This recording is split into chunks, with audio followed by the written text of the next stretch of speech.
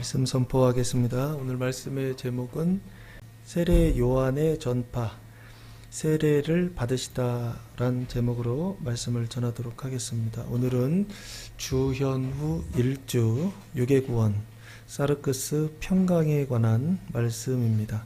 세례 요한의 전파, 세례를 받으시다 복음을 통해 주현, 주님의 나타남, 하나님의 나타남이 무엇인지, 또한 어떤 주 그리스도를 바라고 기다려야 하는지를 가르쳐 주셨습니다. 15절 말씀해 보시면 백성들이 바라고 기다림으로 모든 사람들이 요한을 혹 그리스도신가 심중에 생각하니 라고 말씀하고 있습니다. 여기 백성이라고 하는 것은 육신으로 보면은 이스라엘 백성들이다 라고 보시면 될 것 같고요. 이 사람들의 영적인 상태는 누가복음 3장 7절 말씀해 보시면 세례 요한이 이 사람들을 이렇게 부르고 있습니다. 누가복음 3장 7절 요한이 세례받으러 나오는 무리에게 이르되 독사의 자식들아 누가 너에게 일러 장차 올 진노를 피하라 하더냐 라고 말씀하고 있습니다. 여기 세례받으러 나오는 무리가 이스라엘 사람들, 그 중에서도 어디에 살고 있었느냐면 예루살렘에 살고 있는 이스라엘 사람들이다 라고 보시면 좋지 않을까 싶습니다. 그래서 이 백성들은 눈에 볼 때는 이스라엘인데 눈으로 보지 않을 때에는 독사의 자식들이다 라고요. 영적으로는 독사의 자식들이 바라고 기다리는 것이 있었다는 것입니다. 이 바라고 기다리다 라고 하는 헬라어 단어는 프로스 도카오라고 하는 단어를 사용했는데 희망으로 기다리다, 기대하다라고 하는 뜻을 가지고 있습니다. 뭔가를 희망하면서 기다리고 있었다라고 하는 것입니다. 기대하면서 어떤 존재를 뭐하고 있었느냐라고 했을 때 지금 여기 이 바라고 기다렸다라고 말씀하고 있어요. 근데 무엇을 바라고 기다렸느냐라고 했을 때 그 뒤에 보시면 모든 사람들이 요한을 혹 그리스도심과 심중에 생각하니 라고 말씀하고 있습니다. 그 얘기는 그리스도를 생각했구나 라고 하는 것입니다. 그리스도를 바랬구나 라고 하는 것입니다. 그런데 이 그리스도라고 하는 것은 누구를 이야기하느냐 라고 했을 때 성경에서 말하는 약속의 그리스도를 말하는 것이 아니라 사람들이 바라는, 현실 속에서 바라는 그리스도다라고 보시면 좋지 않을까 싶습니다. 이스라엘과 그 이스라엘 백성들은 지금 어떤 상태에 있느냐라고 했을 때 로마 제국의 지배를 받고 있었던, 식민지 지배를 받고 있었던 나라였습니다. 그 나라 백성들이 그 지배와 그 수탈로부터 해방시켜줄 구원자, 그 그리스도를 기다리고 있었는데 지금 백성이 바라고 기다린 사람이 존재가 바로 누구냐라고 했을 때 이 정치적 해방을 시켜주는 그리스도, 이것을 지금 기다리고 있는 것이 아닌가 싶습니다. 쉽게 얘기하면 왕이에요. 지도자인데 어떤 왕? 사람 왕이죠. 정치적인 지배, 눈에 보이는 지배, 로마 제국의 그 지배로부터 해방시켜줄 구원자, 그 그리스도를 지금 메시아를 기다리고 있었다. 사람 왕을 기다리고 있었던 것입니다. 사람 그리스도를 기다리고 있었던 것입니다. 그래서 이 백성들이 바라고 기다렸던 게 2000년 전에 예수님 당시에도 기다렸는데 지금도 사람들 기다리지 않습니까? 100년 전에도 구원할 자를 기다렸고 지금 오늘 한국에도 이 구원할 자 그리스도 메시아를 기다리고 있지 않은가라는 생각을 해봅니다. 예를 들면 조금 진보적인 성향을 가지고 있는 사람들은 누구를 기다려요? 이재명이 왕이 될 것을 기다리고, 그리고 또 보수적인 어떤 정치적인 성향을 가지신 분들은 누가 왕이 되느냐 했을 때 윤석열이 대통령으로 다시 돌아올 것을 기다린다, 바라고 기다린다라고 보시면 좋지 않을까. 지금도 아주 첨예하게 정치적인 메시아, 정치적인 해방자, 정치적인 그리스도 어느 진영에 있느냐 이것만 다른 것뿐이지 모든 대한민국 사람들이 이 탄핵 정국으로 들어가지 않았습니까? 나는 누구를 왕으로 옹립해야 된다. 나는 누구를 왕으로 세워야 된다. 메시아로 세워야 된다. 라고 하면서 어떻게 해요? 서로 싸우고 다투고 분쟁이 일어나지 않습니까? 지금 여기요. 백성이 바라고 기다렸다라고 하는 것은 결국에 그리스도를 구원자를 기다리고 있는 것인데 어떤 그리스도냐? 눈에 보이는 그리스도입니다. 눈에 보이는 그 로마 황제로부터 그 제국으로부터 해방시켜 줄 눈에 보이는 정치적 메시아. 그게 바로 이스라엘 백성들, 특별히 누가요? 독사의 자식들이 바라고 기다리던 존재가 아닐까 싶습니다. 혹시 여러분도 똑같이 이스라엘 백성들과 같이 이런 그리스도를 기다리고 계시지는 않습니까? 모든 사람들이 요한을 혹 그리스도신가 심중에 생각했다라고 하는 것입니다. 이스라엘의 모든 사람들이 누구를? 세례 요한을 혹 그리스도신가 심중에 마음의 중심에 생각했다라고 하는 것입니다. 생각하던 단어가 디알로 기조마이라고 하는 단어를 사용했는데 생각하다 숙고하다. 그런데 어떻게 해요? 철저히 생각하다 숙고하다라고 하는 뜻을 가지고 있습니다. 사람들이 마음속 중심에 밖으로 이렇게 드러내면 반역이 되기 때문에 로마 제국에 반역하는 거기 때문에 드러내지는 못하고 마음의 중심에 이 사람이 우리를 구원할, 우리 민족을 구원할, 우리 나라를 구원할, 나를 구원할, 이스라엘을 구원할 그리스도, 메시아, 약속의 메시아가 아닌가라고요. 마음속으로만 심중으로만 생각했다라고 하는 것입니다. 다시 얘기하면 그 당시에는 구체적으로 세례 요한을 그리스도다라고 생각했다고 한다면 지금도 사람들이 똑같이 우리나라 사람들도 똑같이 생각하고 있더라는 거예요. 어떤 특정한 누구를, 어떤 특정한 사람을 지금 이 정치적인 혼란에서 이 문제에서 이 시험에서 어떻게 해요? 해결해 줄 구원자예요. 우리가 가지고 있는 어떤 근본적인 문제에서 해결해 주려, 해방시켜 주려 그 구원자를 모든 사람들이 세례 요한을 그리스도신가 심중에 생각했다라고 하는 것입니다. 지금 많은 사람들이 이러고 있어요. 그런데 안 믿는 사람들은 이 독사의 자식들은 당연히 그러는 것이 맞습니다. 그러나 하나님을 섬기는 하나님의 사람들은 누구를 기다려야 되느냐라고 했을 때 이 사람들처럼 그리스도를 기다리는 게 아닙니다. 하나님의 자녀들은 그 그리스도를 어떤 그리스도를 기다리느냐라고 했을 때 뒤에 나오는 세 가지요. 세례 요한이 증언합니다. 이분이 바로 그리스도다라고 하는 것입니다. 이분이 바로 구원자다라고 하는 것입니다. 이분이 바로 왕이요 통치자다라고 하는 것입니다.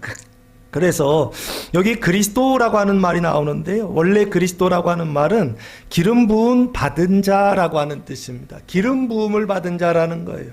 그래서 그 사람을 히브리어로는 메시아라고 부르고요. 이 사람이 하는 일은 뭐냐라고 했을 때 구원하는 일, 해방하는 일을 하는 사람입니다. 그래서 왕이요. 그래서 예언자요, 선지자요, 이런 지칭, 제사장이라고 하는 이런 직위를 감당했던 사람입니다. 그런데 그 메시아를 심중에 생각했다라고 하는 것입니다. 로마 제국의 그 지배로부터, 압제로부터 해방시켜줄 사람 메시아요. 이게 독사의 자식들의 생각이다라고 하는 것입니다. 거기에 대하여 세례 요한은 이렇게 대답합니다. 16절 말씀해 보시면 요한이 모든 사람에게 대답하여 이르되 나는 물로 너희에게 세례를 베풀거니와 나보다 능력이 많으신 이가 오시나니 나는 그의 신발끈을 풀기도 감당하지 못하겠노라. 그는 성령과 불로 너희에게 세례를 베푸실 것이요 라고 말씀하고 있습니다. 세례 요한이 증언하고 있죠. 모든 사람에게 대답했다라고 하는 것은 모든 사람의 질문이 있었다는 것입니다. 그 질문이 뭐죠? 이 사람이 메시아인가입니다. 세례 요한이 그리스도인가? 라고 하는 그 질문에 누가 대답했다? 그 본인이 직접 대답했다라고 하는 것입니다. 뭐라고 대답하죠? 세 가지를 크게 보면 대답합니다. 나는, 세례 요한은 물로 너희에게 뭐를 베푼다? 세례를 베푼다는 것입니다. 이게 첫 번째 대답입니다. 그리고 두 번째는요, 나보다 능력 많으신 이가 오신다는 것입니다. 그분이 오셔서 하시는 일이 두 가지인데 나는 그의 신발끈을 풀기도 감당하지 못하겠노라 라고 말하고 있습니다. 이 얘기는 뭐냐 했을 때 나는 메시아다 아니다. 아니다는 얘기입니다. 나는 그리스도다 아니다. 아니다라고 하는 것입니다. 메시아 그리스도는 누구냐라고 했을 때 내 뒤에 오시는 능력이 많으신 사람이라는 것입니다. 그 능력이 어떤 능력이냐라고 했을 때 그는 성령과 불로 너희에게 세례를 베푸실 것이다 라고 말씀하고 있습니다. 성령으로 세례 베푸시는 분, 그분이 바로 누구다? 그리스도요. 불로 세례를 베푸시는 분, 그분이 바로 누구시다? 구약의 언약된 메시아다라고요. 누가 증언하고 있더라? 세례 요한이 증언하고 있더라라고 하는 것입니다. 그래서 조금 더 풀면 나는 물론 너희에게 세례를 베푼다 할 때 이 세례는 세례 요한의 세례이고 이 세례는 무슨 세례인가요? 눈으로 볼 때에는 물 세례입니다. 근데 이 물 세례를 통하여서 이게 표징이고 비유입니다. 무엇을 하는 세례냐라고 했을 때 세례 요한의 세례는 이 세례입니다. 누가복음 3장 3절 말씀해 보시면 요한이 요단강 부근 각처에 와서 제사함을 받게 하는 무슨 세례? 회개의 세례를 전파하니라고 말씀하고 있습니다. 요한의 세례는 눈으로 볼 때는 물세례였지만 그 물세례는 표징이고 그 물세례는 비유입니다. 뭐를 비유하고 있느냐? 눈에 보이지 않는 무엇인가를 말하고 있더라는 것입니다. 그 눈에 보이지 않는 메시지가 무엇입니까? 회개입니다. 이 회개는 성경이 말하는 회개입니다. 사람이 말하는 회개는 어떤 회개입니까? 내가 죄 지은 것이 있는데 그 잘못한 것을 고백하고 거기서부터 어떻게 해요? 돌이키는 것을 그걸 보통 일반적으로는 회개라고 합니다. 그러나 성경에서 말하는 회개는요, 그 정도의 회개를 이야기하는 것이 아닙니다. 회개는 뭐냐라고 했을 때 독사의 자식들이 누가 되는 것이냐라고 했을 때 하나님의 자녀로 돌이키는 것입니다. 독사의 자식들이 존재의 상태가 하나님의 자녀라고 하는 이 하늘의 존재로, 땅의 존재가 하늘의 존재로 돌이키는 것, 이게 바로 뭐냐라고 했을 때 지금 세례 요한이 전파하는 회개의 세례다라고 보시면 좋지 않을까 싶습니다. 그래서 세례 요한의 회개는 뭐냐 했을 때 세례 요한의 세례는 눈으로 볼 때는 물세례고 그리고 그 물세례는 표징이다라고 한다면 그 안에 메시지는 뭐냐? 회개의 세례다라는 것입니다. 근데 그 회개는 무슨 회개냐? 죄사함을 받게 하는 회개라고 돼 있죠. 그 죄사함이라고 하는 것이 뭐냐고요? 죄의 용서를 말하는 것입니다. 원래 그러면 어떤 상태에 있다라고 하는 것입니다. 죄 아래에 있다라고 하는 것입니다. 죄인이었는데 뭐가 되는 회개냐? 의인이 되는 방향 전환 돌이킴을 이야기하는 것입니다. 그래서 너희에게 세례를 베풀거니와 나는 물로 세례를 베푼다라고 하는 것입니다. 그러나 나보다 능력이 많으신 이가 오시나니 나보다 세례 요한보다 능력이 많다. 이스키로스라고 하는 단어를 사용했는데 강력, 능력, 강대함이라고 하는 뜻입니다. 이 이스키로스라고 하는 것은 사람이 사용할 수 있는 어떤 게 아닙니다. 이 이스키로스라고 하는 것은 누가 사용하는 능력을 말하느냐 했을 때 천사들이 사용하는 능력, 이것을 이스키로스라고 하고 여기는 강력, 강대함이라고 하는 뜻을 그 안에 가지고 있습니다. 그 얘기는 무슨 얘기냐? 이 능력은 사람의 것이 아니라는 것입니다. 이 능력은 사람이 할 수 있는 일이 아니라는 것입니다. 이 능력은 누구만이 할 수 있는 일이냐라고 했을 때 하나님만이 하실 수 있는 일이다라고 하는 것입니다. 그래서 그 하나님이 하시는 일이 뭐냐라고 했을 때 이겁니다. 풀기도, 나는 그의 신발끈을 풀기도 감당하지 못한다는 얘기는 첫 번째 대답을 하는 거예요. 나는 그리스도이다 아니다. 아니란 얘기입니다. 나는 메시아이다 아니다. 아니다라는 것입니다. 사람은 그리스도도 아니고 사람은 메시아도 아니다라고 하는 것입니다. 그러면 세례 요한이 증언하는 게 뭐냐라고 했을 때 그 다음 그는 이라고 되어 있습니다. 성령과 불로 너희에게 세례를 베푸실 것이요 라고 말씀하고 있습니다. 여기요 그는 이라고 할 때 그는 누구냐? 능력이 많으신 이다라고 보시면 좋을 것 같고요. 그는 결국에는 그리스도를 지칭하고 있는 것입니다. 그리스도는 무슨 세례를 베풀어 주신다? 성령 세례를 베풀어 주신다라고 하는 것입니다. 그리고 그리스도는 무슨 세례를 베풀어 주신다? 불세례를 베풀어 주시는 분이라는 것입니다. 메시아는 누구냐? 성령 세례를 베풀어 주시는 분이요. 메시아는 누구냐? 불세례를 베풀어 주시는 분이요. 물세례를 베푸는 것은 세례 요한 정도까지는 할 수 있다는 것입니다. 사람의 종교를 통해서 최고의 지점이 어디냐라고 했을 때 회개의 세례, 물세례를 베푸는 것까지는 사람들도 할 수 있다라고 하는 것입니다. 그러나 사람이 할 수 없는 일이요. 오직 하나님만이 하실 수 있는 일이요. 그 일이 바로 뭐냐 했을 때 성령 세례와 불세례다라고 하는 것입니다. 그래서 지금 세례 요한이 증언하는데 뭘 증언하느냐라고 했을 때 세례 요한의 종교가 무엇인지를 설명하고 있어요.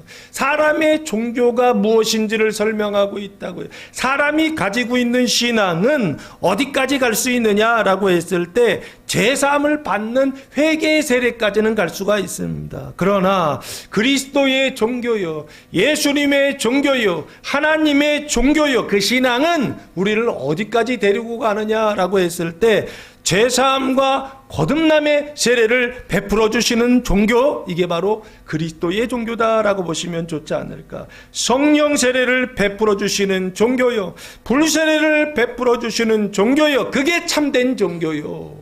요한의 종교는 참된 종교로 나아갈 수 있는 가교 역할은 하지만 참된 종교다 아니다라고 하는 것입니다. 오늘날 너무 많은 성도들이 교회 다니면서 신앙생활하면서 어디에 머물러 있느냐라고 했을 때 요한의 종교에 머물러 있습니다. 사람의 신앙에 머물러 있습니다. 그리고서 거기에 머물러 있으면서 어디에 들어갔다고요? 구원받았다라고 생각하고, 그리고 하나님 나라에 들어갈 수 있다라고 생각하는 사람들이 너무나 많이 있더라는 것입니다. 주연절은 무엇이냐? 주님이 나타나는 것입니다. 구원자가 나타나는 것입니다. 하나님이 나타나는 것입니다. 나타나셔 하시는 일은 뭐냐라고 했을 때 세 가지를 하신다라고 하는 것입니다. 첫째는 돌이키게 하시고, 두 번째는 들어가게 하시고, 세 번째는요, 그 나라에서 살게 하시는 일을 하신다라고 하는 것입니다.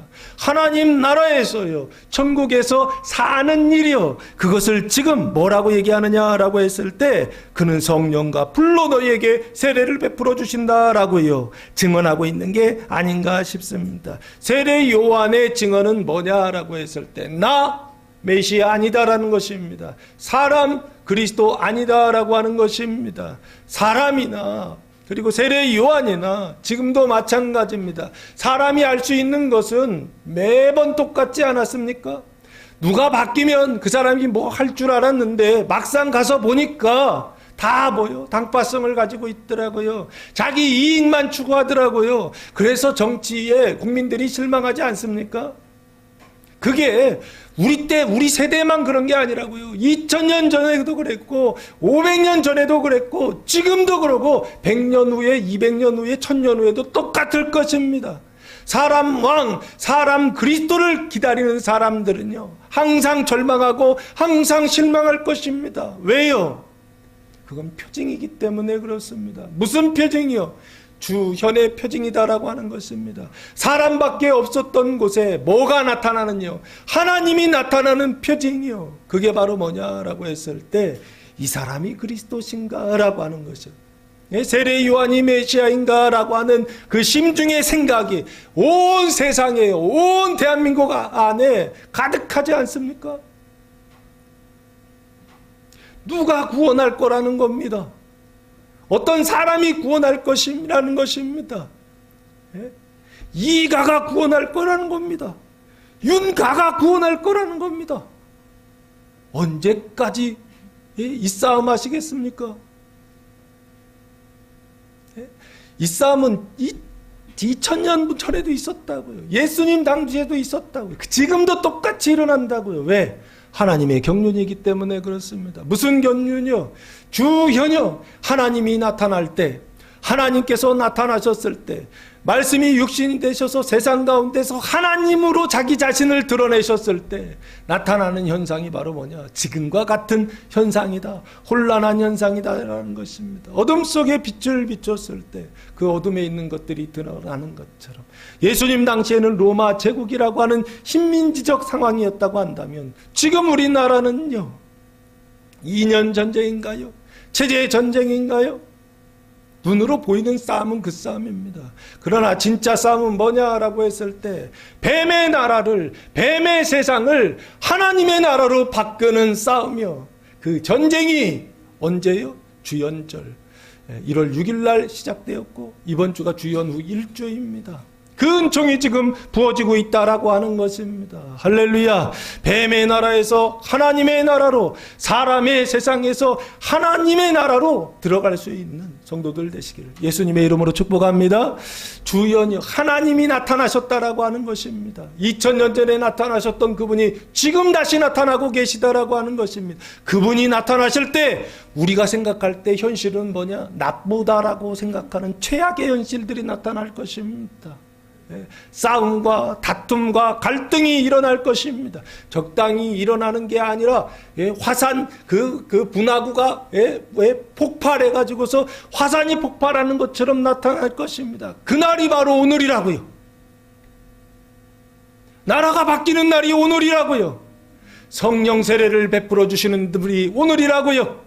불세례를 베풀어 주시는 날이 오늘이라고요. 이번 한 주간 하나님께서 그 일을 하실 것입니다. 주저하지 마시기 바랍니다. 망설이지 마시기 바랍니다. 뱀의 나라를 하나님께서 멸하시고 하나님의 나라로 우리를 들어가게 하실 것입니다. 그는 성령과 불로 너희에게 세례를 베풀어 주실 것이다 라고 세례 요한이 증언하고 있습니다. 이게 성령 세례라고 하는 것은 뭔가요? 예수님은 메시아는 성령 세례를 베풀어 주신다라고 했는데, 두 번째는 불세례를 베풀어 주신다라고 했는데, 이 불세례는 뭔가요? 구체적으로 17절에서 그것을 받아서 지금 설명하고 있는 게 아닌가 싶습니다. 손에 키를 들고 자기의 타작마당을 정하게 하사 알곡은 모아 곡간에 들이고 쭉정이는 꺼지지 않는 물에 태우시리라 라고 말씀하고 있습니다. 이 손에 키를 들었다라고 돼 있잖아요. 이 손은 당연히 그리스도의 손이겠죠. 그리고 이 손은 누구의 손입니까? 하나님의 손이겠죠. 그 하나님의 손, 그리스도의 손에 키를 들고 있다는 것입니다. 키라고 하는 것은 무엇입니까? 푸티온이라고 하는 단어를 사용했는데, 곡물을 골라내는 도구다, 농기구다라고 하는 것입니다. 곡물을 골라낸다라고 하는 것입니다. 알곡과 쭉정이를 골라내는 도구, 그것이 바로 키다라고 보시면 좋지 않을까. 영적으로는 이 키라고 하는 것이 무엇인가요? 예수님이 키라고 하는 건 이건 비유고 표징입니다. 키를 통하여서 눈에 보이지 않는 키를 말하고 있다고요. 알곡과 쭉정이를 골라내는 키가 뭐냐고요? 그 구원의 조건, 그리고 구원의 기준이 뭐냐라고 하는 것입니다. 이 사람이 구원을 받는지 구원을 받지 못하는 그 기준이 뭐냐는 거예요.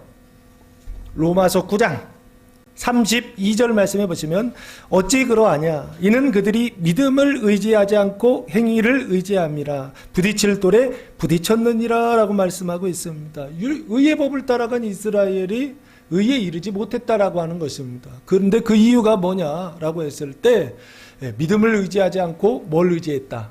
행위를 의지했다라고 하는 것입니다. 믿음이라고 하는 것은 하나님을 의지하지 않고, 행위라고 하는 것은 자기를 의지했다라고 보시면 좋지 않을까 싶습니다. 손에 키를 들고 있다라고 하는 것은 무슨 키냐라고 했을 때 행위의 키가 아닙니다. 이 키는 무슨 키냐라고 했을 때 믿음의 키다라고 보시면 좋을 것 같습니다. 그래서 하나님의 키를 들고 믿음의 키를 들고 자기의 타작마당을 정하게 하셨다, 깨끗하게 하셨다라고 하는 것입니다. 타작마당이라고 하는 것은 타작 플러스 마당이라고 하는 단어입니다.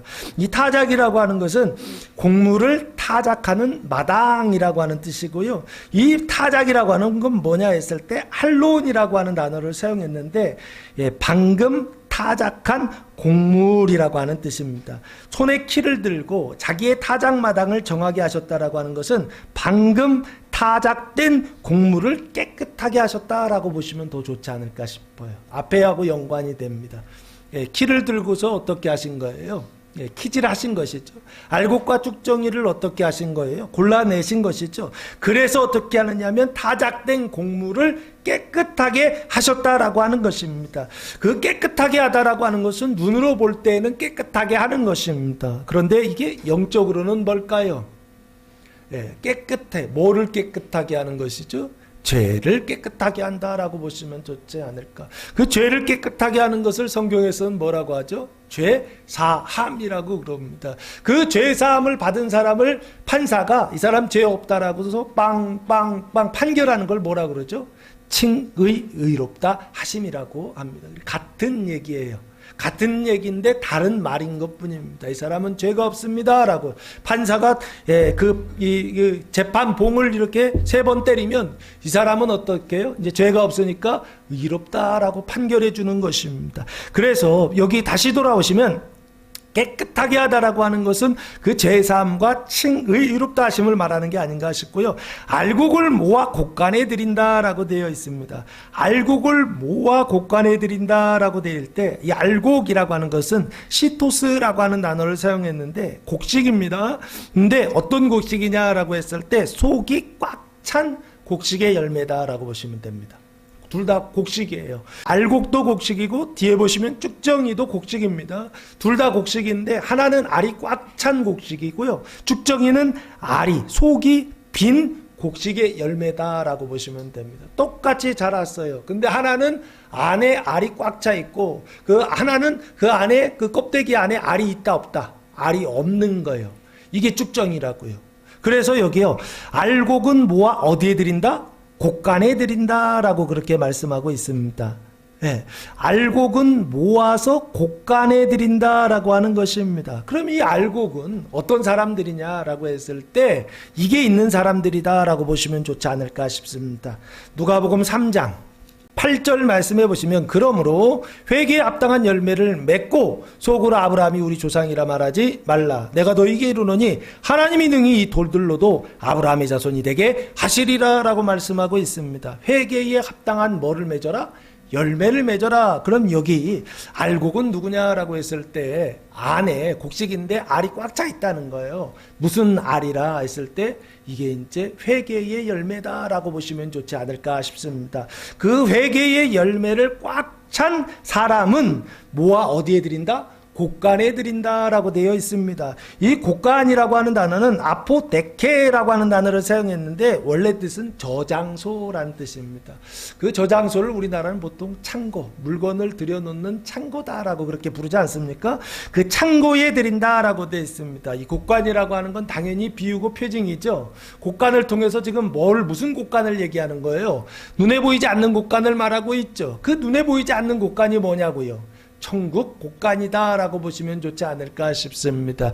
그래서 여기요. 알곡은 어디에 드린다? 천국 곡간에 드린다라고 하는 것입니다. 드리다라고 하는 것은 휘나고라고 하는 단어를 사용했는데 함께 인도하다, 모으다라고 하는 인도에서 그 안에 모아둔다라고 하는 것입니다. 그래서 인도에서 모아둔다라고 하는 것을 천국 곡간에 모으다라고 드리다라고 그렇게 말씀을 보면 좋지 않을까 싶고요.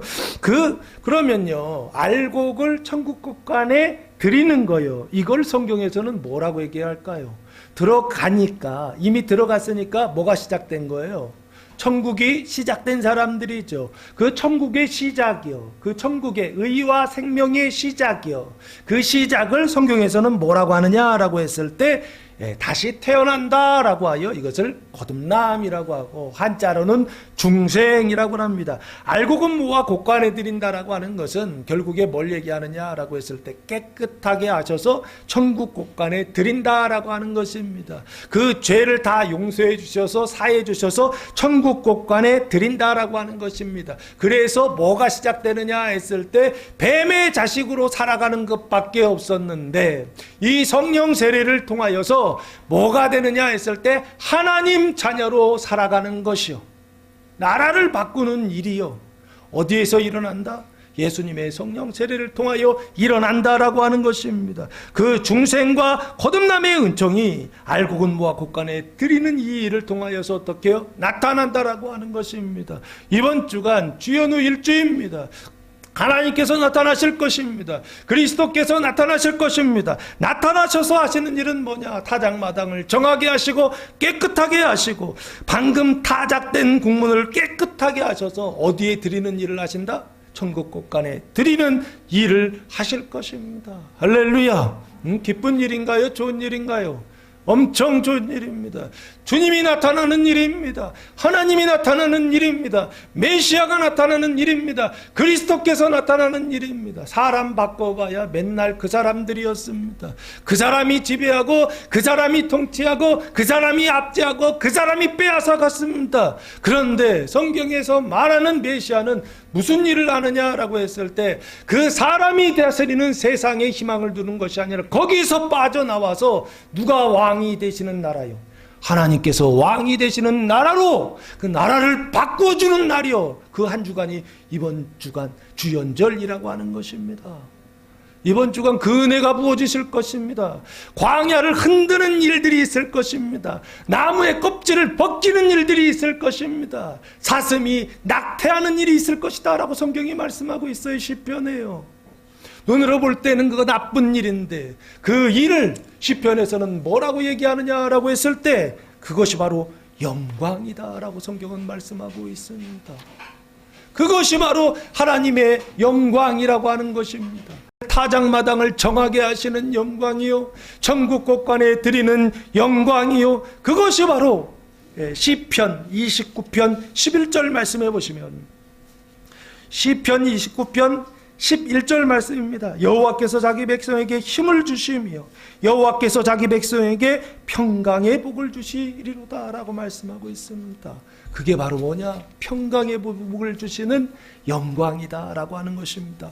하나님의 영광이 나타나고 있습니다. 그리스도의 영광이 나타나고 있습니다. 나라가 바뀌는 영광이 나타나고 있습니다. 뱀의 나라에서 하나님의 나라로 바뀌는 들어가는 영광이 이번 주간 나타날 것입니다. 하나님께서 그 은혜를 부어주셨습니다. 그래서 여기저기서 난리가 나고 있습니다. 여기저기서 분쟁이 일어나고 있습니다. 여기저기서 싸움이 일어나고 있습니다. 여기저기서 광야를 흔드시는 하나님의 일이 나타나고 있습니다. 여러분의 인생이 광야가 아닌가요? 지금까지 살면서 내 마음대로 되는 것 하나 있던가요? 사는 게 광야와 같은 인생이었는데 하나님께서 그 광야를 흔드신다고요. 그 광야를 흔들어 제끼신다고요. 왜 제끼신다고요? 그 광야 40년 생활을 끝내시고 어디에 들어가게 하시려고? 약속의 땅 젖과 꿀이 흐르는 가나안 땅에 들어가게 하시려고, 천국 곳간에 들어가게 하시려고 하나님께서 광야 40년을 허락하시고 그 광야를 이제 마지막 어떻게 하신다고요? 키질하듯이 흔드신다고요. 그럼 광야 40년이 끝나는 마지막 시험이 키질이라고요. 이 시험을 통과해야 되지 않겠습니까? 이 시험을 넘어서 천국 곳간까지 드리는 은총을, 은혜를 받아야 되지 않겠습니까? 이게 지금 이 주간 하나님께서 우리 교회에 베풀어 주시는 은총이요 영광이다 라고 하는 것입니다. 그래서 그리스도는 누구냐 라고 했을 때 성령 세례를 베풀어서 알곡은 모아 어디에 드리는 사람?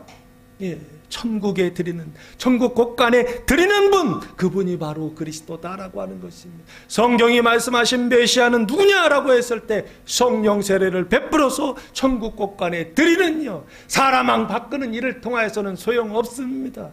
로마 제국이 뭐 다스리건, 무슨 제국이 바벨론이 다스리건, 애굽이 다스리건, 그 다스림과 통치는, 사람의 통치는 독사의 통치고 뱀의 통치고 사단의 통치고 그 타락한 통치입니다. 그 통치를 통해서는 그 괴로움에서 벗어날 수가 없습니다. 하나님께서 사람의 통치에서, 그 지옥의 통치에서 벗어나게 하시려고, 해방시켜 주시려고 주현 나타나시는데, 나타나셨을 때 나타나는 현상이 뭐냐? 바로 이런 현상들이요. 뱀의 통치가 그게 달아들어라고 하는 것입니다. 사람의 통치가 이쪽의 소리 자기위와 이쪽의 정치의 자기위가 양쪽이 충돌해서 아주 극한 대립을 하더라는 것입니다. 그게 지금만 그랬나요? 한두 번이 아니라고요. 이제 그거 끝내시자고요. 사람의 통치, 사람의 왕이 아니라 이제는 하나님의 통치, 하나님이 왕 되시는 나라로의 해방이요, 구원이요, 그 일을 주현, 하나님께서 주현절에 하신다라고 하는 것입니다. 그리고 메시아가 하시는 두 번째 일은 뭐냐 했을 때 불세례인데요. 그 불세례는 뭐냐 했을 때 쭉정이는 꺼지지 않는 불에 태우신다라고 말씀하고 있습니다. 여기 쭉정이라고 하는 것은 아퀴론이라고 하는 단어를 사용했는데 곡식이에요. 그 곡식의 열매인데 뭐가 차지 않았다? 속이 빈 곡식의 열매라고 합니다. 보통 겨라고 하는 거 있잖아요. 이 겨하고 이 쭉정이는 같은 거예요, 다른 거예요? 다른 거입니다. 예, 이거는 겨는 껍데기는 맞는데 이 쭉정이라고 하는 건 뭐냐 했을 때 곡식이에요. 근데 알이 차지 않은 곡식이다라고 보셔야 된다고요. 자, 그래서 쭉정이는 꺼지지 않는 불에 태우신다라고 돼 있죠. 그러면 쭉정이는 꺼지지 않는 불에 태우신다라고 하는 건 뭘 얘기하느냐라고 했을 때 일반적으로 꺼지지 않는 불이 있죠. 꺼지지 않는 불은 이건 딱 하나밖에 없잖아요. 그죠? 마가복음 9장 43절인데요. 만일 내 손이 너를 범죄하게 하거든 찍어버리라. 장애인으로 영생에 들어가는 것이 두 손을 가지고 지옥, 곧 꺼지지 않는 불에 들어가는 것보다 나으니라 라고 말씀하고 있습니다. 여기요, 꺼지지 않는 불이 나오죠. 그렇죠? 근데 그걸 뭐라 그랬어요? 지옥이다 라고 그렇게 이야기하고 있죠. 예수님께서 꺼지지 않는 불은 뭐냐? 지옥이다 라고 그렇게 말씀하고 있습니다. 이것을 사도 요한은 뭐라고 기록하고 있죠? 요한계시록 20장 14절 말씀에 이렇게 말씀하고 있습니다. 사망과 음보도 불못에 던져지니 이것은 뭐다? 둘째 사망 곧 불못이라 라고 말씀하고 있습니다. 그 지옥을 여기는 둘째 뭐다? 사망이다 라고 했습니다. 이 둘째 사망을 예수님은 비유해서 이렇게 말씀하고 있습니다. 마태복음 25장 46절 말씀해 보시면 그 양과 염소의 비유, 최후 심판에 대한 말씀인데 양과 염소를 구분하신다라고 되어 있는데 그때 마지막 결론이 이겁니다. 그들은 영벌에, 염소입니다. 그들은 영벌에, 의인들은, 양들은 어디에? 영생에 들어가야 가리라 하시니라 라고 말씀하고 있습니다. 이 둘째 사망 지옥을 예수님은 뭐라고 또 말씀하시느냐? 영벌이다 라고 말씀하고 있다라고 하는 것입니다. 그 영벌을 구약에서는 언약하고 있어요. 뭐라고 언약하고 있습니까? 신명기 8장 꺼지지 않는 불의 세례는 뭘 얘기하느냐라고 했을 때 우리가 생각하는 불교에서의 세계관하고는 전혀 다릅니다.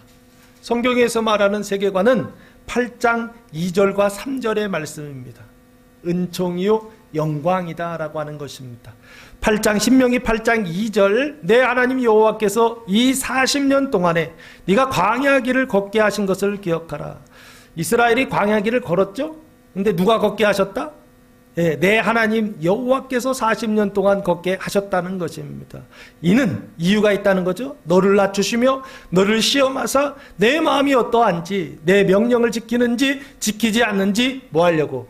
알게 알려 하심이라 라고 말씀하고 있습니다. 죄를 깨닫는 수단으로 광야 40년을 허락하셨다라고 보시면 좋을 것 같고요.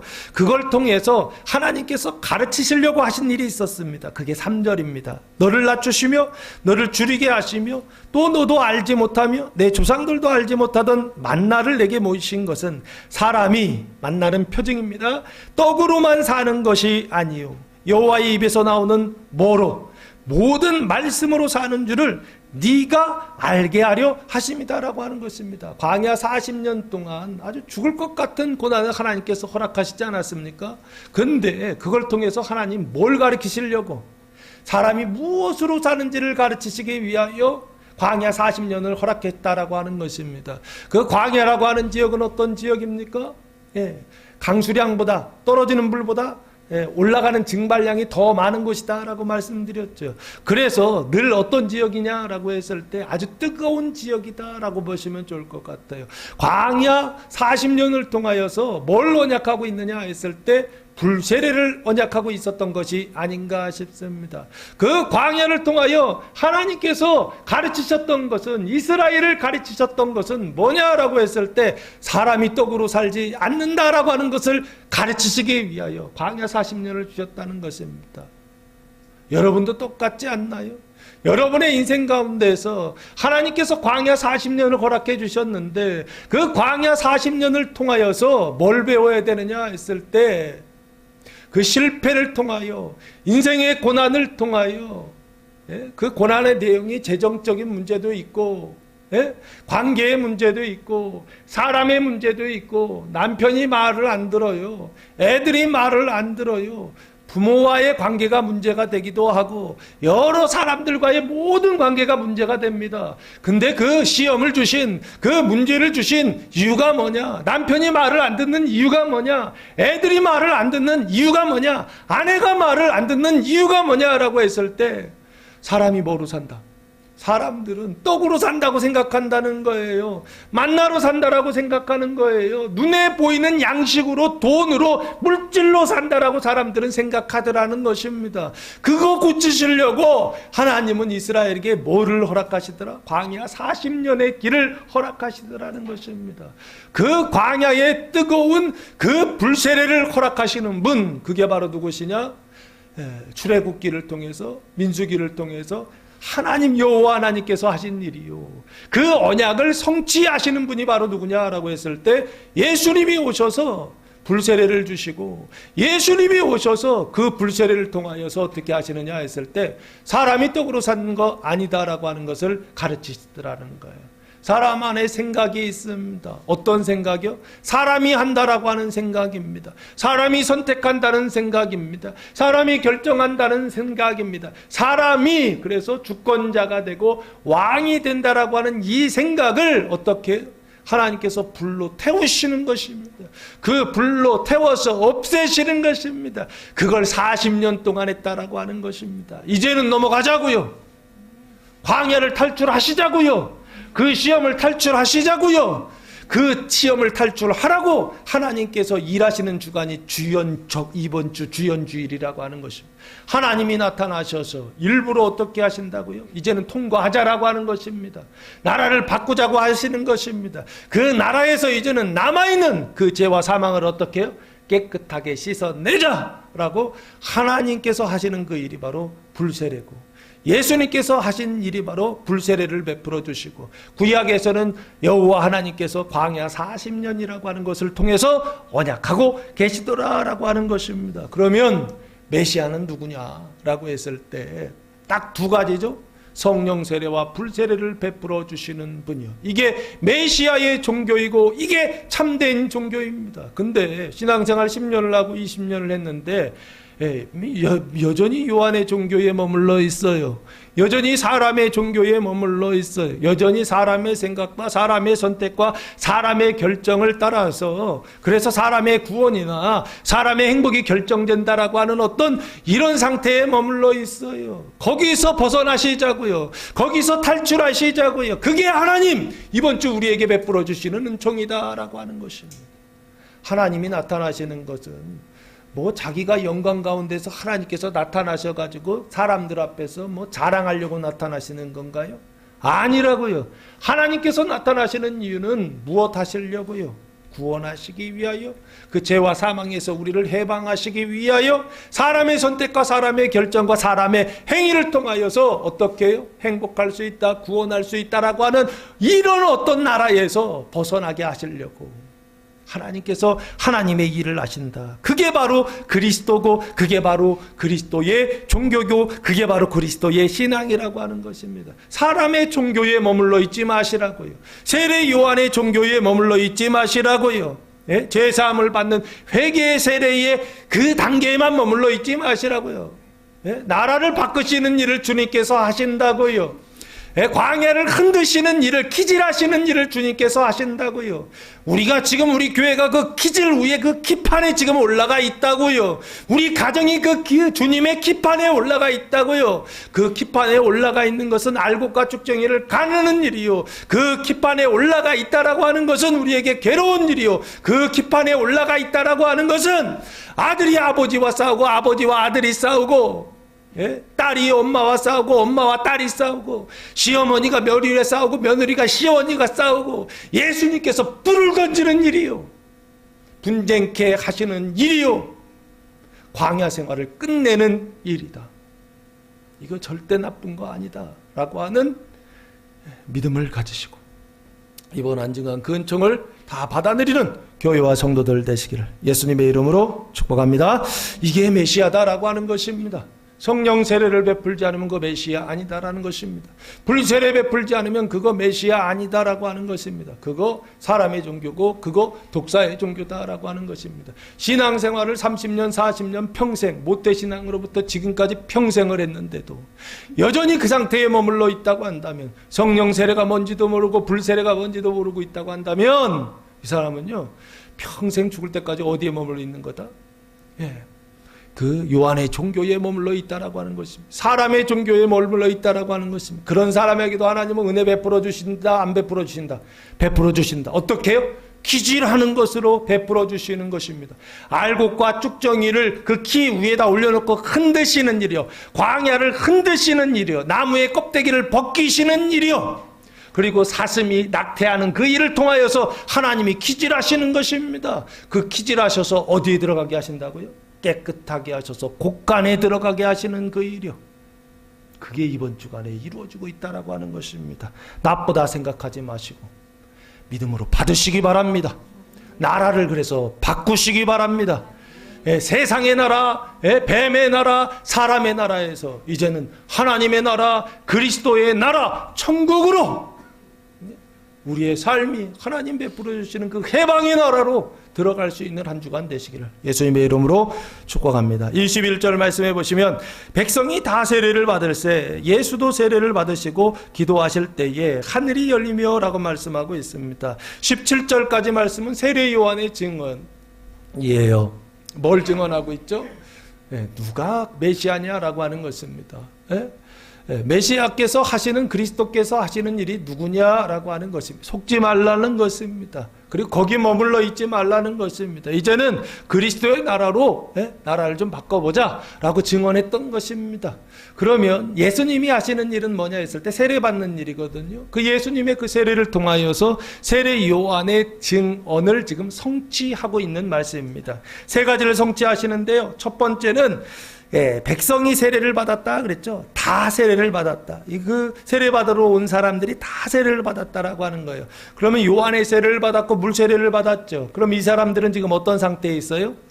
죄 사함을 받는 회개의 세례 단계로 들어간 거죠. 그럼 칭의 중생했어요, 안 했어요? 안 한 상태예요. 그럼 이 사람은 하나님의 자녀인가요, 독사의 자녀인가요? 여전히 독사의 자녀의 상태에 머물러 있는 사람들이에요. 그런데 이런 상태에 머물러 있는 사람이요, 회개에는 됐어요. 성경에는, 교회에는 들어왔어요. 교회에 들어와서 성경도 읽어요. 기도도 해요. 하나님도 섬겨요. 그런데 여전히 종교요, 요한의 종교에 머물러 있는 사람들, 이 사람들을 구원하시기 위하여 예수님께서 세 가지를 보여주시는데, 첫 번째가 예수도 세례를 받으시고 라고 되어 있습니다. 예수님도 세례를 받았다라고 되어 있죠. 예수님도 세례를 받으셨다라고 되어 있어요. 세례라고 하는 것은 무엇인가요? 제사함을 받게 하는 회개의 세례였죠. 그러면 요한의 세례를 받는 사람들은 전제가 뭐예요? 죄가 있어야 돼, 없어야 돼요? 있어야 되죠. 그런데 예수님은 죄가 있어요, 없어요? 없어요. 요한일서 3장 5절, 그가 우리 죄를 없애려고 나타나신 것을 너희가 아나니 그에게는, 예수님입니다, 그리스도입니다, 주님이십니다, 죄가 없느니라 라고 말씀하고 있죠. 예수님은 죄가 있다 없다? 메시아는 죄가 있다 없다? 그리스도는 죄가 있다 없다? 없다라고 말하고 있죠. 죄가 없으신 예수님께서 제사함을 받는 회개의 세례를 받는다라고 하는 거, 이거 잘못된 거 아닌가요? 잘못됐죠. 죄가 있는 사람이 요한의 세례를 받아야 되는 거라고요. 왜요?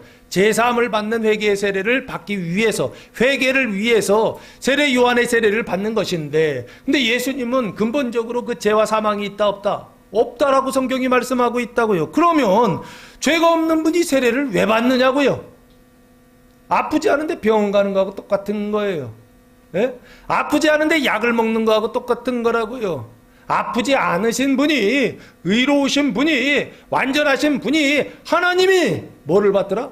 죄가 있는 세례를, 물세례를 받더라라고 하는 것입니다. 죄인이 받는 세례를 받더라라고 하는 것입니다. 왜 받았느냐라고 했을 때 길게는 설명하지 않겠습니다.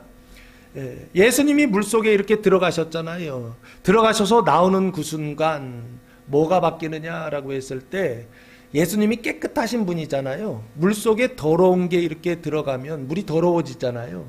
근데 물속에 깨끗한 게 들어가면, 영적인 얘기입니다. 예, 영적으로 깨끗한 분이 거기 들어가시면 그 물이 어떻게 될까요? 깨끗하게 되었죠. 그래서 깨끗하게 하시려고요. 요단강을 깨끗하게 하시려고 예수님께서 뭐를 받으셨다? 세례를 받으셨다. 그 요단강이 깨끗해지는 그 일을 통하여서 쫙 퍼져나가죠. 뭐가? 물이요. 그 물이 쫙 퍼져나갈 때 그 물 주위에는 뭐가 있어요? 나무들이 있지 않습니까? 그래서 나무들이나 동물들이나 식물들이 그걸 먹죠. 깨끗한 물이요. 그럼 온 세상이 어떻게 돼요? 깨끗한 세상이요. 되지 않습니까?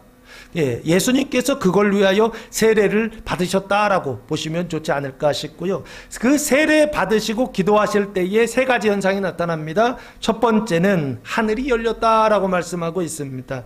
하늘이라고 하는 것은 우라노스라고 하는 단어인데, 이 하늘이라고 하는 것은 눈에 보이는 하늘을 이야기하는 게 아닙니다. 스카이가 아니고 헤븐이라고 하는 단어를 사용하는데, 이 하늘은 누가 계시는 처소냐 했을 때 하나님이 계시는 처소라고 그렇게 부릅니다. 하나님 계시는 처소를 아까는 뭐라 그랬죠? 천국의 곳간이다라고 돼 있죠. 하나님이 왕으로서 다스리시는 세상 나라입니다. 그래서 하나님 나라는요, 공간의 개념이 아닙니다. 하나님의 나라라고 하는 것은요, 시간의 개념이 아닙니다. 시간과 공간을 추월한 어떤 개념이냐 했을 때 주권의 개념으로 보셔야 됩니다. 하나님의 나라는 사람 통치에서 누구의 통치로 바뀐다? 하나님의 통치로 바뀌는 나라, 그게 바로 천국이다라고 보시면 좋을 것 같고요. 이 하늘이 열렸다라고 하는 것은 천국의 곳간이요, 하나님의 초소요, 그 하나님의 나라가 문이 있는데 그 문이 열렸다라고 보시면 좋지 않을까 싶습니다. 그래서 이 우라노스라고 하는 단어 안에는 여러 가지 뜻이 있는데요, 행복이라고 하는 단어도 있고 권능이란 단어도 있고 영원이라고 하는 단어도 있습니다. 왜? 하늘 안에 이게 있어서 그런 것 같아요. 그래서 하늘이 열리면 뭐가 시작되느냐? 행복이 시작되고, 하늘이 열리면 뭐가 시작되느냐? 권능이 시작되고, 하늘이 열리면 뭐가 시작되느냐? 영원, 영생이 시작된다라고 보시면 좋지 않을까 싶습니다. 예수님이 세례를 받으심으로 하늘이 열렸죠. 그 하늘이 열림으로 인해서 하늘과 땅이 어떻게 됐다? 하나가 됐다라고 보시면 좋을 것 같습니다. 죄와 사망으로 인하여서 분리되었던 하늘과 땅이 어떻게 해요? 예수님의 세례를 통하여 어떻게 해요? 열렸다라고 하는 것입니다. 열리는 그 부분은 어떻게 돼요? 하늘과 땅에 경계가 있나요? 없나요? 없죠. 우리나라 남과 북으로 이렇게 나누어지지 않았습니까? 그래서 지금 휴전선을 통하여서 나누어져 있잖아요. 그런데 그게 어떻게 되는 거예요? 열렸다라고 하는 것입니다. 그래서 북한으로 들어갈 수 있는 길이 생겼다라고 하는 것입니다. 북한에서 우리나라에 올 수 있는 길을 어떻게 해요? 만드셨죠. 이건 눈에 보이는 길인가요? 아니죠. 하늘의 길이고 하늘의 문이고, 눈에 보이지 않는 어떤 문이요? 그 천국의 길, 천국의 문이 열렸다라고 하는 것입니다. 행복의 문이 열렸다라고 하는 것입니다. 영생의 문이 열렸다라고 하는 것입니다. 이게 언제 닫혔었죠? 하늘의 문이 닫혔죠. 창세기 3장. 아담과 하와가 타락했을 때 마지막 결론이 뭐냐 했을 때 벌을 받습니다. 타락의 결과로서 벌을 받는데 그 벌이 뭐냐라고 했을 때 3장 23절입니다. 여호와 하나님이 에덴 동산에서 그를, 아담과 하와입니다, 그를 내보내시어 쫓아내셨다는 얘기입니다. 그의 근원이 된 땅을 갈게 하시니라 라고 말씀하고 있습니다. 하늘에서 쫓아내셨어요. 낙원에서 쫓아내셨어요. 그리고 나서 24절, 이같이 하나님이 그 사람을 쫓아내시고 에덴 동산 동쪽에 그룹들과 두루 도는 불칼을 두어 생명나무의 길을 지키게 하셨다라고 하는 것입니다. 거기 군사를 두어서, 천군 천사를 두셔서, 그래서 아담과 하와가, 쫓겨난 아담과 하와가 낙원에 들어오지 못하도록 그 길을 차단하셨다, 그 문을 차단하셨다라고 하는 것입니다. 그래서 사람의 능력으로 여기 들어갈 수 있다 없다? 없다는 겁니다. 사람의 지혜로 이 문을 열 수 있다 없다? 없다라고 하는 것입니다. 그래서 사람 그리스도는 안 되는 겁니다. 하나님이 그리스도가 되셔서, 하나님이 왕이 되셔서, 하나님이 주권자가 되셔서 어떻게 해요? 그 문을 여실 때 낙원의 문은 열리는 것입니다. 거룩의 문은 열리는 것입니다. 행복의 문은 열리는 것입니다. 천국의 문을 열리는 것입니다. 그 일을 지금 예수님 세례 받으심으로 그 문을 여셨다는 것입니다. 언제요? 2000년 전에요. 그러면 그 문 지금 열려 있을까요? 닫혀 있을까요? 믿음으로 하늘이 열려 있다라고 하는 것을 볼 수 있는 교회와 성도들 되시기를 예수님의 이름으로 축복합니다. 첫 번째는 하늘이 열렸다는 것입니다. 그래서 이 하늘이 열렸다라고 하는 것은 문이 열렸다는 얘기고 그 안으로 들어갈 수 있다라고 하는 것이죠. 예수 세례를 통하여서 그래서 하늘의 복이었죠. 그 중생의 문이 열렸다라고 보시면 좋지 않을까 싶고요. 두 번째 22절 성령이 비둘기 같은 형체로 그의 위에 강림하시더니라고 돼. 성령이 강림하셨다는 것입니다. 어떤 모양으로? 비둘기 같은 형체로 그의 위에 예수님 위에 강림하셨다라고 하는 것입니다. 비둘기라고 하는 것은 비유이고 표징입니다. 그 비둘기를 통하여서 뭘 말하느냐라고 했을 때 평화와 평강을 말하는 것입니다. 하나님 주시는 생명을 말하는 것입니다. 그 천국의 시작을 뭐로 설명하고 있느냐 했을 때 여기 비둘기다라고 말씀하고 있는 게 아닌가 싶고요. 비둘기 같은 형체로 예수 위에 강림하셨다라고 하는 것은 성령님께서 3차원 물리적인 이 세상에 살고 있는 우리들에게 성령이 강림하신 것을 보여주셨는데 그 보여주신 것을 기록해 놓은 게 비둘기처럼 내려오시더라는 거예요. 성령이요. 어떤 비둘기일까요? 빛난 비둘기가 아닐까 싶습니다. 구름과 같은 그 안에 빛이 나는 빛난 구름과 같은 어떤 형태로 보이지 않았을까 싶어요. 그래서 비둘기 같은 형체로 그에 의해 강림하셨다라고 하는 것입니다. 그러면 성령이 강림하셨다라고 하는 것은 여기서 뭘 얘기하는 걸까라고 했을 때 사도행전 2장 성령 세례를 말하는 것 같지가 않습니다. 오히려 사도행전 8장 14절 말씀해 보시면 초대교회가 환난과 핍박을 받습니다. 박해를 받는데 그 박해받는 과정에서 집사들 중에 빌립 집사가 사마리 지역으로 도망갑니다. 도망가서 어떤 일이 있었느냐 14절부터 17절인데요. 예루살렘에 있는 사도들이 사마리아도 하나님의 말씀을 받았다함을 듣고 베드로와 요한을 보내며 그들이 내려가서 그들을 위하여 성령 받기를 기도하니라고 되어 있어요. 이유는 뭐냐면 16절 이는 아직 한 사람에게도 성령 내리신 일이 없고 오직 주 예수의 이름으로 뭐만 받았다? 세례만 받았다. 예수의 이름으로 세례만 받았다는 거예요. 예수의 이름으로 세례 받았는데 세례 받으면 성령 받았다라고 인정하는 교단이 있어요. 제가 알기로는 침례교단이 그렇습니다. 침례교단은 물 세례 받을 때 무슨 세례도 같이 받는다? 성령 세례도 같이 받는다라고 주장을 합니다. 근데 제가 볼 때는 50%는 맞아요. 근데 요 성경 구절로 보면 사마리아 교회는 물 세례는 받았는데 성령 세례는 받았어요? 못 받았어요? 못 받았어요. 그 시간적 딜레이가 있어요? 없어요? 있어요. 이해됐습니까? 물 세례 받았다고 해서 성령 세례 받았다라고 그냥 그렇게 인정하시는 분들이 계시는데 그렇게 인정하면 안 됩니다. 왜요? 그럼 성령 세례를 받으려고 기도를 하질 않아요.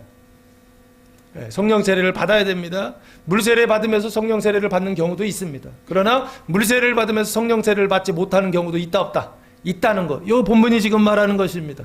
사마리아도 물 세례는 받았는데 예수님의 이름으로 세례는 받았는데 성령 세례는 받았다 못 받았다? 못 받았다라고 지금 말씀하고 있죠. 교회로 모여 있어요. 그러나 여전히 어떤 종교? 예수의 이름이지만 요한의 종교로 모여 있다라는 거. 지금 교회가 이렇습니다. 요한의 종교의 상태에 있고 요한의 신앙의 상태에 있고 사람의 그 신앙의 상태에서 벗어나지를 못하고 있어요. 사람의 선택과 사람의 결정에 따라서 이 하늘의 문이 열리고 닫히고 한다 뭐 이런 생각들을 하고 있어요. 그게 우리 신앙의 지금 수준입니다. 근데 여기 성령이 강림하셨다라고 하는 것은 뭘 얘기하느냐라고 했을 때 세례 받았는데 성령 세례 못 받고 있다가 성령 세례를 받아서 그래서 어디에 들어갔다? 천국 국간에 지금 들어가고 있다라고 보시면 좋지 않을까 싶습니다. 이걸 저는 천국의 시작 중생이다라고 지금 설명드리고 있는 것입니다. 그리고 그때 주시는 복이 뭐냐 했을 때 시편 29편 11절 말씀인데요. 여호와께서 자기 백성에게 힘을 주심이요 여호와께서 자기 백성에게 뭐를 주신다? 평강의 복을 주시리로다 라고 되어 있잖아요. 이 평강의 복이 바로 성령 강림하셨을 때 나타나는 결과가 아닐까 싶습니다. 평강이라고 하는 것은 하나님이 임하시지 않으면, 평강이라고 하는 것은 성령이 임하시지 않으면 있다 없다? 없습니다. 잠시 있는 어떤 평안, 잠시 있는 어떤 평강, 이거 마귀도 이거 비슷하게 줄 수는 있습니다. 하나님 주시는 것은 어떤 평안이냐라고 했을 때 영원한 평안입니다. 환난과 고난과 핍박 가운데서도 어떤 평안이요? 영원한 평안이요, 빼앗기지 않는 평안이요, 그 평안의 복을 주신다라고 보시면 좋지 않을까 싶습니다. 성령이 비둘기 같은 형체로 그의 위에 강림하셨다라고 하는 것은 예수님이 이제 뭐 중생하신다, 거듭나신다라고 하는 것이 아니라 예수님께서 성령이 강림하시는 그 모습을 보여주심으로 뭘 하는 거냐 했을 때 약속하고 새 약속을 지금 하고 계시는 것입니다. 예수님 위에 성령이 강림하셨던 것처럼 주연절에 누가 강림하신다? 성령이 강림하셔서 성령 세례를 베풀어 주실 것이다. 사도행전 2장의 성령 세례는 성령으로 충만한 성령 세례라고 한다면, 지금 여기서 설명하는 성령 세례는 성령이 시작되는 성령 세례다라고 구분해서 보시면 좋을 것 같고요. 하늘로부터 소리가 나기를 너는 내 사랑하는 아들이라 내가 너를 기뻐하노라 라고 말씀하고 있습니다. 하늘 문이 열리고 성령이 강림하시고 다장마당을 깨끗하게 하시고 곳간에 들이시고, 여기까지 끝난 겁니다. 그리고 마지막 불세례 장면인데요, 그 불세례가 바로 이겁니다. 하늘로부터 소리가 나기를 너는 내 사랑하는 아들이라 내가 너를 기뻐하노라 하시니라 라고 말씀하고 있습니다. 이거는 누구 소리? 하늘 소리입니다. 아들이라고 했으니까 이거는 아버지의 소리입니다. 아버지 하나님의 소리가 났다는 것입니다. 아버지 하나님의 소리가 예수님에게 들렸다라고 하는 것입니다. 내용이 뭐지요? 너는 내 사랑하는 아들이다라고 하는 것입니다. 내가 너를 어떻게 한다? 기뻐한다라고 하는 것입니다. 아버지 하나님께서 최종적으로 이렇게 말씀하세요. 너는 내 사랑하는 아들이다라고 하는 것입니다.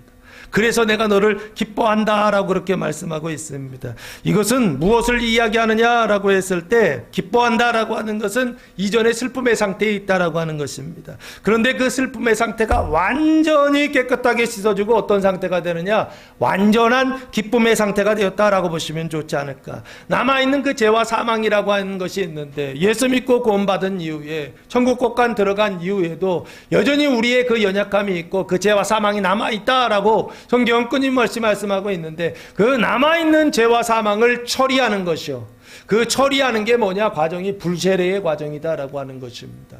불세례를 통하여서 사람이 떡으로 사는 것 아니요, 하나님의 말씀으로 사는 것 가르쳐 주신 다음에 마지막 최종적으로 아버지 하나님께서 나타나셔서 하시는 말씀이 뭐냐 했을 때, 사랑하는, 내가 사랑하는 아들이다라고 하는 것입니다. 그래서 그 안에 무슨 사랑으로 충만하게 하시느냐 했을 때, 아버지의 사랑으로 충만한 상태예요.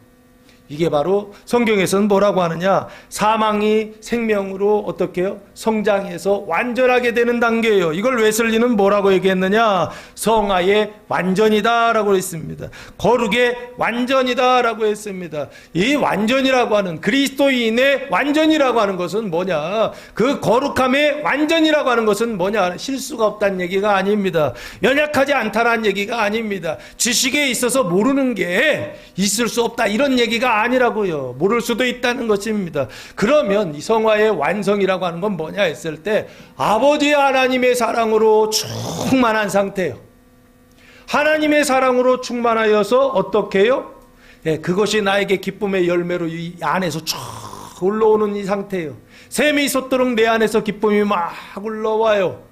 주체할 수 없는 기쁨이 막 올라오는 이 상태를 내가 너를 기뻐한다라고 하나님 말씀하셔서 내 안에서 기쁨이 이렇게 올라오는 상태가 아닌가. 사랑이 내 안에 충만하게 되고 하나님의 기쁨이 이렇게 올라오는 그 상태, 이걸 성경에서는 불세례다라고 설명하고 있는 게 아닌가 라는 생각을 해봅니다. 이번 한 주간 주연절, 하나님이 나타나실 것입니다. 메시아가 나타나실 것입니다. 그리스도께서 나타나실 것입니다. 믿음이 없는 사람들에게는 영벌로, 믿음이 없는 사람들에게는 갈등으로, 믿음이 없는 사람들에게는 포기로 나타날 것입니다. 왜요? 싸우는 거 나쁘다고 생각하기 때문에 그렇습니다. 갈등하는 거, 분쟁하는 거, 그건 마귀가 하는 일이다라고 생각하기 때문에 그렇습니다. 그러나 예수님 오셨을 때 내가 이 세상에 온 이유와 목적이 있다라고 말씀하시면서 하셨던 얘기가, 뭐를 던지러 왔다? 불을 던지러 왔다. 칼을 던지러 왔다. 분쟁케 하러 왔다라고 예수님 말씀하시지 않았습니까? 그 분쟁은 무슨 분쟁이냐고요? 뱀과의 분쟁을 얘기하는 것입니다. 그 죄와 사망의 분쟁을 얘기하는 것입니다. 요 안에 종교에 머물러 있던 사람들이요, 이 사람들을 구원하시기 위하여 그 안에 분쟁을 던지고 칼을 던지고 불을 던지시는 분, 그분이 바로 누구시다? 메시아 그리스도시다라고 하는 것입니다. 그런 일이 있을 때 나쁘다 생각하지 마시고 기질이 시작됐구나. 곳간에 들어가는 일이 카운트다운 됐구나 라고 인식하시고 바짝 엎드려 성경 읽으시기 바랍니다. 하나님의 말씀을 긴장하면서 보시기 바랍니다. 대충 보는 게 아닙니다. 지금은 어떻게 해요? 그걸 결정하는 때입니다. 알곡과 쭉정이를 골라서 알곡은 곳간에 들어가게 하시고 쭉정이는 불에 태우시는 것을 결정하는 주간입니다. 열심히 바짝 성경 말씀 앞에 엎드려 하나님의 말씀을 붙들고 믿음으로 승리하는 교회와 성도들 되시기를 예수님의 이름으로 축원합니다. 기도하겠습니다. 사랑과 은혜가 풍성하신 아버지 하나님, 감사와 찬송과 영광을 올려드립니다. 우리가 무엇을 바라고 우리가 무엇을 기다려야 하는지, 사람 왕이 아니라, 사람 그리스도가 아니라, 정치적인 메시아가 아니라 우리의 그 죄와 사망을 속죄하시고 구원하시고 해방하시는 오직 하나님의 아들 예수 그리스도만을 바라고 기다릴 수 있는 교회와 성도들 되게 하옵소서.